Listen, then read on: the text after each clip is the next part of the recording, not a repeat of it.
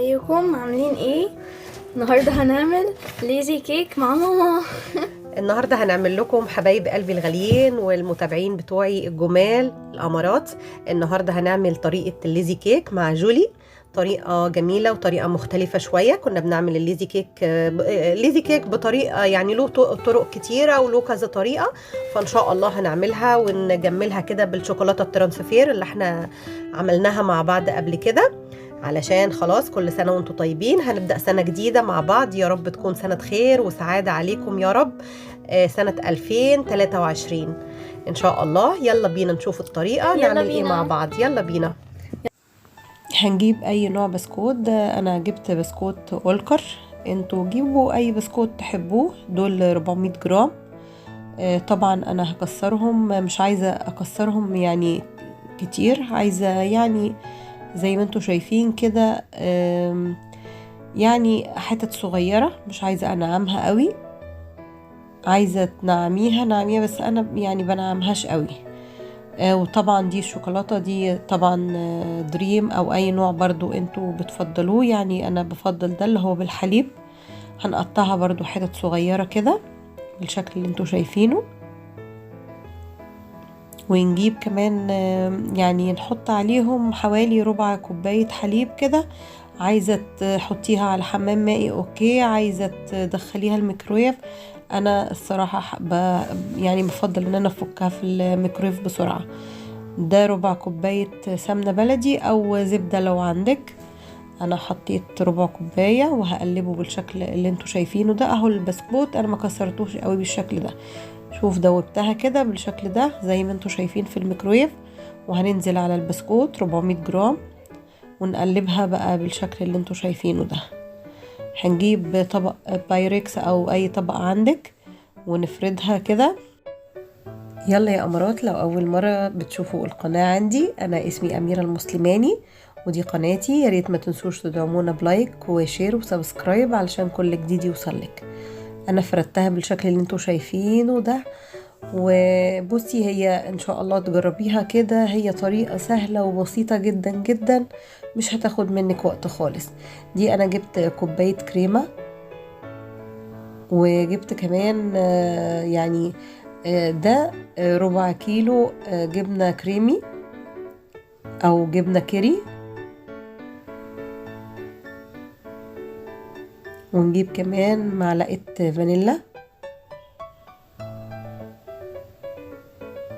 وده نص كوباية حليب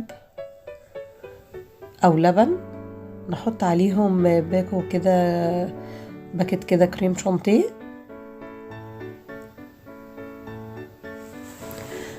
طبعا هنضربهم كويس. لو عايزة تضيفي سكر ممكن تضيفي معلقتين او 4 معالق سكر بودر، لو انتي حابة مسكر شوية على حسب الرغبة. يعني في اللي بيحب الحاجة مسكرة شوية يحط سكر، اللي مش حابب الحاجة تبقى مسكرة شوية ما يحطش. انا عن نفسي ما حطيتش لان الكريم شانتيه كان مسكر. وخفقناه كده بالشكل اللي انتوا شايفينه ده. ونضيف بقى نضيفه كده البسكوت. انا سبت البسكوت حطيته جوه، يعني حطيته في التلاجة حوالي 10 دقايق على ما خفقت الكريمة، بس كان تماسك بالشكل اللي انتوا شايفينه. وضفت عليه بقى الكريمة دي لمدة، يعني بصي انا سبتها في التلاجة حوالي 3 أو 4 ساعات. هنسويها كده علشان كمان ايه نحط طبقة من الشوكولات اهو. طريقة مبسطة وحاجة حلوة ولذيذة في السريع ان شاء الله كده تجربيها وتعجبك الطريقة. انا جبت الشوكولات باقي اللي كنت مسيحاه بالحليب اهو. نضيفه كده على الكريمة دي، يعني حطيت برضو الكريمة دي تمسكت شوية وضفت عليها الشوكولات.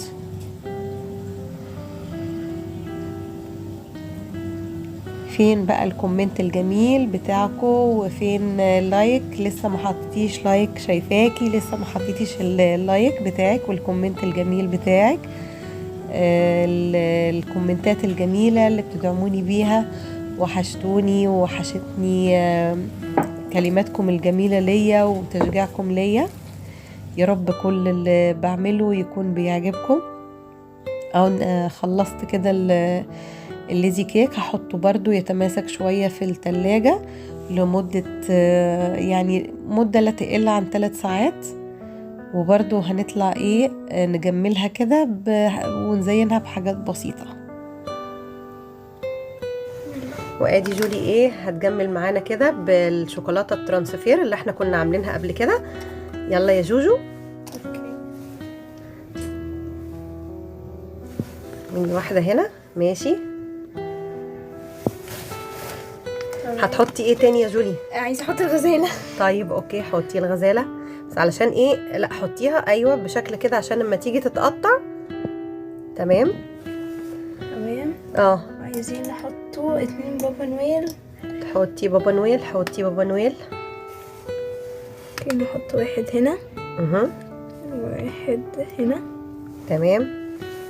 احنا ممكن بقى نحط ده، نحطه واحد ولا اقولك خلاص ممكن ما نحطوش كده خلاص. كده خلاص. طيب ممكن هتحطي ايه عندك؟ ممكن نحط في النص ما بينهم. نحط اوكي، هنجيب بسكوت تشيز كيك. هو ده بيتحط التشيز كيك يعني جاهز على طول، بس احنا هنحطه يعني بتاع الاوريو. طيب يلا احنا هنحط في الجناب هنا. تمام. ممكن نحط دول هنا كده، ممكن حوالين الاطراف كده. ساعديني برضه. اوكي يعني كده. تمام، شويه كده في الجناب.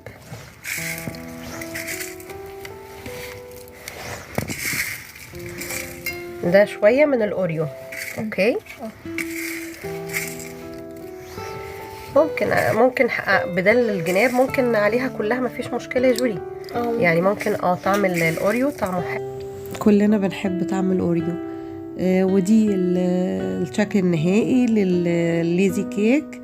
يا رب تكون طريقة تكون سهلة كده ومبسطة، وإن شاء الله نشوفكم على خير، وكل سنة وانتم طيبين، وسنة جديدة عليكم وسنة سعيدة عليكم كده، سنة 2013. يا رب تكونوا متمتعين بالصحة والعافية يا رب، واشوفكم في وصفة جديدة. اشوفكم على خير، وما تنسوش تدعموني باللايك الجميل بتاعكم. وكل سنة وانتم طيبين، واشوفكم ان شاء الله على خير في وصفة جديدة مع أميرة المسلماني. مع السلامة.